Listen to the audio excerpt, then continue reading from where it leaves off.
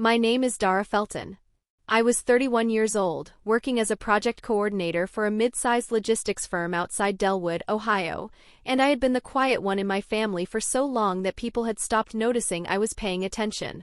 I wasn't flashy about it. I didn't need to be. I kept records. I remembered dates. I knew which accounts had whose name on them and why, because my father had taught me that paperwork was the only language that didn't change its meaning after the fact. I had a house key on my keychain that my father had given me when I turned 18, a plain steel ring, the county assessor's tag number stamped on the fob, that I carried without thinking about it the way you carry anything that has always been there. My brother Colt was getting married in Hawaii. He had announced it the previous November, standing in my parents' kitchen with a bottle of wine he'd brought and a speech he'd clearly rehearsed. His fiancée, Steph, stood next to him with her hand on his arm and a smile that I had learned by then to read carefully. The wedding was set for the following July. Maui. Outdoor ceremony, small guest list, destination format, which meant, practically speaking, that attending required a flight, a hotel, and several days off work. My parents, Vera and Dale Felton, were retired. They lived on a fixed income on the property in Delwood where Colt and I had grown up. They had not said anything about the cost. They were not the kind of people who said anything about the cost.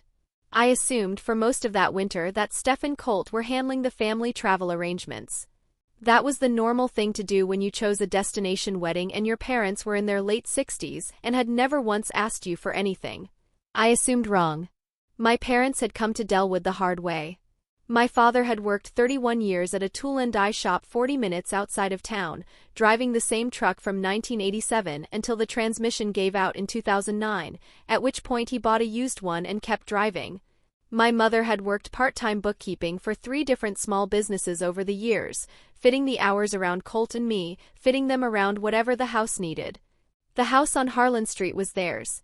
Fully theirs, no mortgage, because my father had made an extra payment every single year from 1994 forward, writing the check by hand and mailing it to the bank because he didn't trust the automatic system.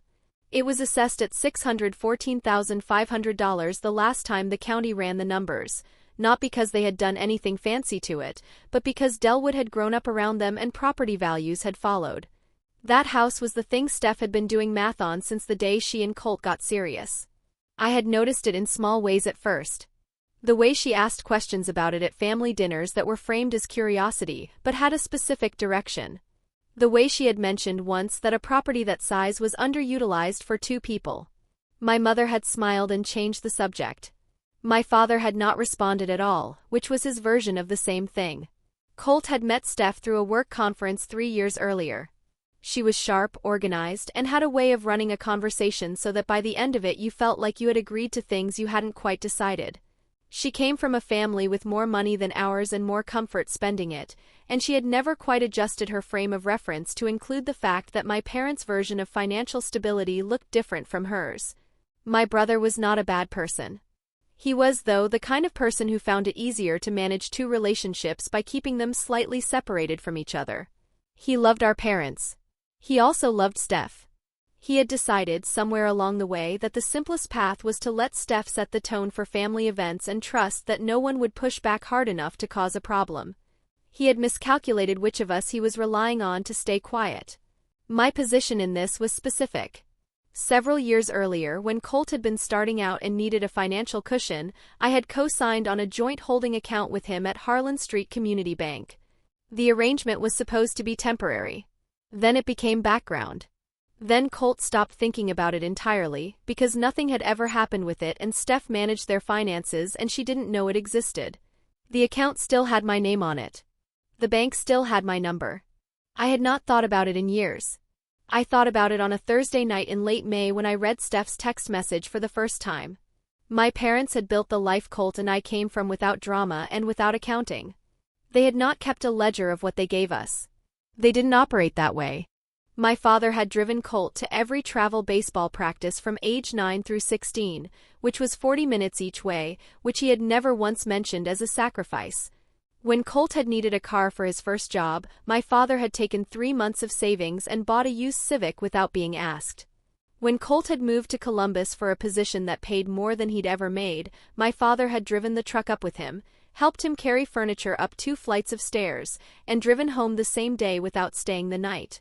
My mother had done the quieter math. She had sent birthday cards with checks inside every year, even when money was tight. She had kept the house available whenever Colt needed to come home and decompress, which in his late 20s had been more often than Steph knew. She had learned to make his favorite meals on the visits he didn't announce in advance, because she paid attention to his schedule and she never made him feel like a burden. I had done my own version of this. When Colt was building his career and the checking account ran thin in ways he didn't want to tell our parents about, he had called me. I had not lent him money in a formal sense. I had covered things: a car repair, a month's gap in rent 1 year, a professional certification that his employer had promised to reimburse and then delayed for 8 months. That certification had cost $1,340 out of pocket. I had not mentioned it since. I kept those transactions in a mental file the way our father kept physical paperwork. Not as leverage. Just as record. Steph's relationship with all of this was to treat it as irrelevant. Not cruelly in the beginning, more the way someone treats a room they don't use. The contributions were background. The people who made them were background. The wedding planning reflected that. I had heard it building for months. The venue calls that happened on Steph's timeline. The guest list that had been revised twice without anyone in our family being consulted. The travel details that were shared in a group text that my parents were not added to until I mentioned it and Colt had fixed it quietly, without involving Steph. I had raised none of it directly. When Colt mentioned the venue change over the phone in February, I had listened and said nothing pointed. When my mother had asked me once whether the travel arrangements were being handled, I had told her I would check and then sent Colt a message that he had read and not fully answered. I had said nothing about any of it. I watched and I noted and I let it be what it was. Until the text. It came in at 11:14 p.m. on a Thursday. I had been at the kitchen counter finishing a work email. The phone buzzed and I picked it up and saw Steph's name and read the message. If your parents want to come, they can figure it out. Not my problem. It had come through our sibling chat, the 3 of us. Colt had apparently asked her whether she'd sent the travel details to my parents, and she had responded where I could see it. I stood there with the phone in my hand. The laminate edge of the counter was slightly warped near the corner, where the old caulk had separated and never been properly reset. I had noticed it every time I visited for years. My thumb found that edge without me deciding to reach for it. Something settled in my chest. Not anger, not the hot kind, not the kind that wants to speak, something slower and more architectural, like a foundation shifting 1 precise degree.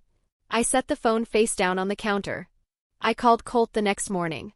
She didn't mean it the way it read, he said. How did she mean it? I asked. He was quiet for a moment. They can afford flights, Dara. It's not like we're asking them to fund the whole trip. No one asked them to fund anything, I said. The question is whether anyone made an arrangement for them. It's a destination wedding, he said. People handle their own travel. People handle their own travel, I said. Mom and Dad are your parents. I know who they are. I know you do, I said. I stayed on the line.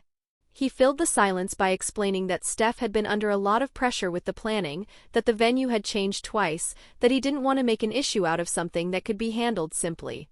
I listened to all of it. I did not argue with any of it. Are they invited? I asked when he was done. Of course they're invited.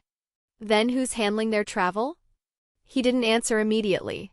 I'll talk to Steph, he said finally. Okay, I said.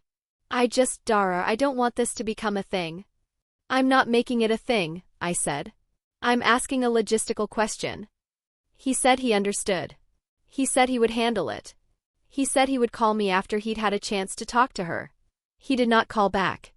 3 days later, my mother called me. Her voice was careful the way it got when she was trying not to make something into a bigger thing than she wanted it to be. We got a message from Stephanie, she said. She said the wedding is a smaller event and the travel is really more for people who can manage it easily, and she wasn't sure we'd be comfortable with the flight. She sent that to you directly? I asked. She did. She was very polite about it. She said she hoped we understood. A silence went through me.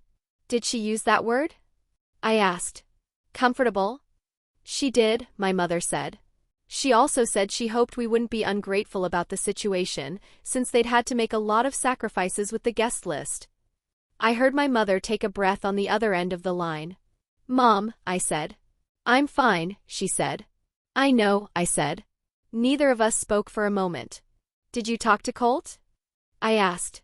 "Not about this," she said. "Your father doesn't want to make it complicated for him." "It's already complicated," I said. Then I said quieter, "You don't have to manage around it." "That's not what I mean. I just want you to know I heard you." She said she appreciated that. She said she didn't want me to do anything that would cause a problem.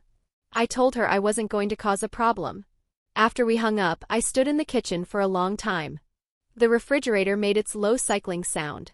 Outside, a neighbor's sprinkler started up and ran through its rotation, ticking steadily against the fence line and then going quiet. I was not planning anything grand. I was not rehearsing a speech. Something had simply become clear, the way water becomes clear when you stop stirring it, and I knew what I was going to do and I knew exactly when. I went to work the next day.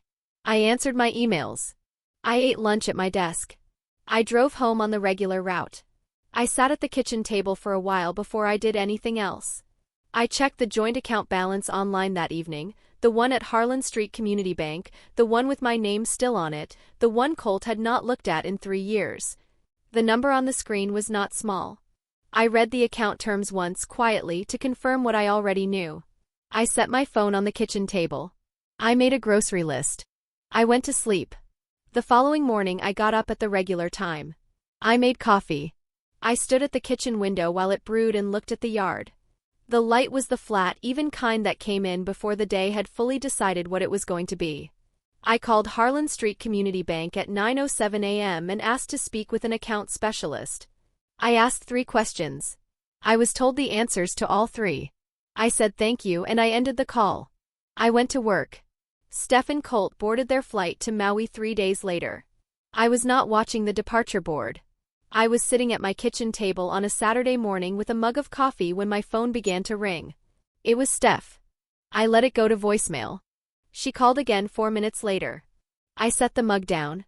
The ceramic made a small sound on the table.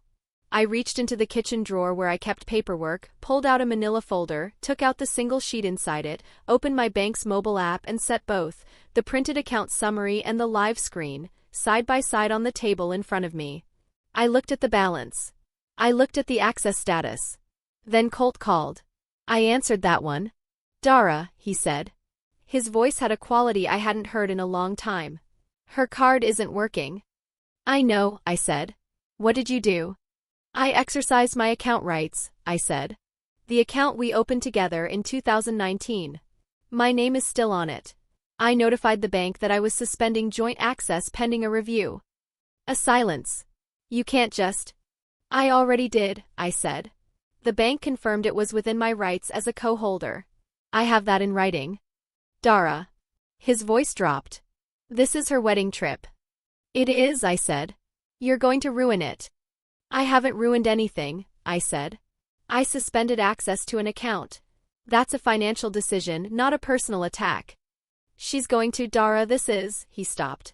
"This is unbelievable." "Colt," I said. "Your parents were told they could figure it out themselves. Your mother was told she was being ungrateful for not understanding a guest list. I'm going to need you to hold 2 things in your head at once right now." He didn't say anything. "I'm not angry with you," I said. "I'm not making a speech. I'm telling you that I have account rights and I used them, and I will restore access when we've had a real conversation about how Mom and Dad are going to get to your wedding." "You're doing this now?" "While we're at the airport." "The timing was not something I controlled," I said. "The text was sent on a Thursday night." Another silence. "This is ungrateful," he said. "After everything Steph has done for this family." I looked at the account summary on the table. Then I looked at the app screen. "She sent Mom a message telling her she hoped she wouldn't be ungrateful," I said.